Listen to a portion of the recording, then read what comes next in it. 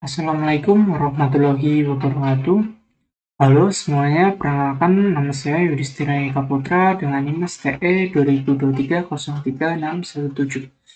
Di video ini saya akan melakukan review paper dalam rangka UTS Metodologi Penelitian. Paper yang saya pilih berjudul Smart Product Recommendation in the E-commerce Website Utilizing the A priori Algorithm for Market Basket Analysis, yang intinya membahas bagaimana algoritma a priori bisa digunakan untuk membuat sistem rekomendasi produk di toko online. Paper ini ditulis oleh Hendra Aditya Hermawan dan Edi dari Universitas Budi Dharma dan dipublikasikan di jurnal IJCCS. Oke, langsung saja kita mulai. Sebelum masuk ke isi, saya akan kasih gambaran dulu struktur review saya hari ini. Kita akan bahas 6 bagian, mulai dari latar belakang, kenapa paper ini ditulis, tujuan dan metode yang digunakan, data penelitiannya, cara kerja algoritmanya, hasil yang didapat, sampai analisis kritis dan kesimpulan dari saya. Oke, kita masuk ke bagian pertama. Jadi, kenapa paper ini ditulis? Latar belakangnya sangat relevan dengan kondisi Indonesia sekarang. Kalau kita lihat data dari Bank Indonesia, nilai transaksi e-commerce Indonesia itu naik sangat drastis dari 106 triliun di 2018 sampai 401 triliun di 2021. Hampir 4 kali lipat dalam 3 tahun. Nah, dengan persaingan yang makin ketat, para penjual online tidak bisa hanya mengandalkan tampilan produk saja. Masalahnya, banyak pembeli yang membeli banyak item sekaligus tapi saya bingung, produk apa lagi ya yang cocok saya beli. Dari sini muncul kebutuhan akan sistem yang bisa secara otomatis menyarankan produk yang relevan, bukan secara manual, tapi berdasarkan data transaksi yang sudah ada. Dan itulah yang dicoba diselesaikan oleh paper ini. Tujuan utama penelitian ini ada 5. Menganalisis pola pembelian konsumen. Yang kedua adalah menemukan produk-produk yang sering dibeli secara bersamaan. Yang ketiga, menghasilkan apa yang disebut association rules, yaitu aturan asosiasi seperti kalau orang beli A, kemungkinan besar dia juga beli B.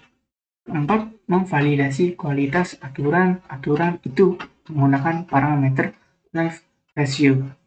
Dan kelima, ini yang menarik. Mereka benar-benar mengimplementasikannya di website e-commerce nyata. Bukan cuma simulasi. Untuk mencapai tujuan itu, metode yang digunakan adalah RISP-DM, yaitu standar proses data mining yang terdiri dari 6 fase, mulai dari memahami bisnis, memahami data, menyiapkan data, modeling, evaluasi, sampai deployment ke sistem. Ini metodologi yang sudah diakui luas di industri dan penelitian. Sekarang kita lihat datanya. Data yang digunakan adalah data sekunder dari Kaggle.com, platform dataset populer untuk riset. Ukurannya cukup besar, lebih dari 2 juta entry, dengan 200.000 transaksi, ID, 134 jenis produk, dan 12 atribut. Proses persiapan datanya melalui 3 tahap: cleaning, untuk membersihkan data yang tidak lengkap, reduksi, untuk membuang atribut yang tidak diperlukan, seperti user ID dan departemen ID. Lalu transformasi untuk menyatukan semua produk dalam satu transaksi ke satu baris. Ada satu keterbatasan yang jujur diakui oleh penulis. Karena menggunakan Excel, data yang bisa diproses hanya sekitar 103.000 transaksi. Dan untuk uji dinamisnya, mereka mengambil 5.000 transaksi terakhir. Ini jadi salah satu catatan yang nanti akan saya bahas di bagian analisis. Algoritma a priori bekerja dengan 3 langkah utama. Pertama adalah join. menggabungkan item satu persatu untuk membentuk kombinasi. Yang kedua adalah prune, membuang kombinasi yang supportnya di bawah threshold minimum. Ketiga, menghasilkan rules dari item set yang lolos. Ada 3 metrik evaluasi kunci, yaitu support, mengukur seberapa sering item set muncul; confidence, mengukur kemungkinan beli Y jika sudah beli X; dan leverage ratio adalah yang paling penting, nilainya harus di atas 1 untuk membuktikan hubungan antar produk bukan sekedar kebetulan. Hasilnya sangat meyakinkan. Threshold yang ditetapkan adalah minimum support 5% dan confidence 40%. Semua aturan asosiasi yang dihasilkan memiliki leverage ratio di atas 1. Artinya semua rekomendasi memang bermakna, bukan kebetulan. Aturan paling kuat yang ditemukan adalah kombinasi produk 57 dan 55. Merekomendasikan produk 56 dengan confidence 100% dan leverage ratio mencapai 10,174. Sistem juga terbukti dinamis. Ketika 500 transaksi baru ditambahkan, rekomendasi langsung diperbarui secara otomatis. Secara kritis, paper ini punya 4 kelebihan utama.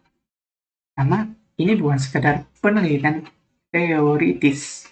Mereka benar-benar mengimplementasikannya di website e-commerce nyata. Yang kedua, sistemnya dinamis. Ketiga, penggunaan ratio sebagai validator sangat tepat karena support dan confidence saja tidak cukup. Keempat, metodologi Kris PDM membuatnya mudah direplikasi.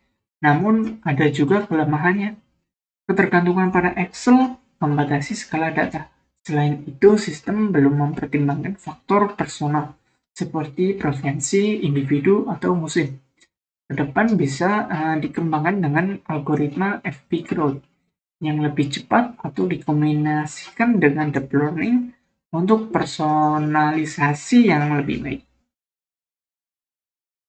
Jadi kesimpulannya dari paper ini ada 4 poin penting.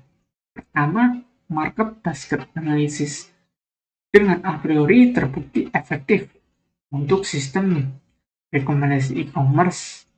Yang kedua, ratio adalah validator kunci. Nilainya di atas 1. Ada semua aturan membuktikan kualitas rekomendasi.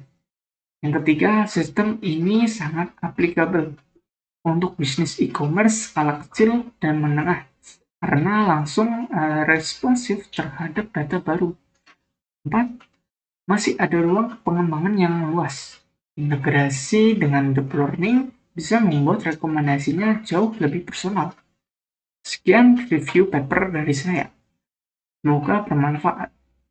Waalaikumsalam warahmatullahi wabarakatuh.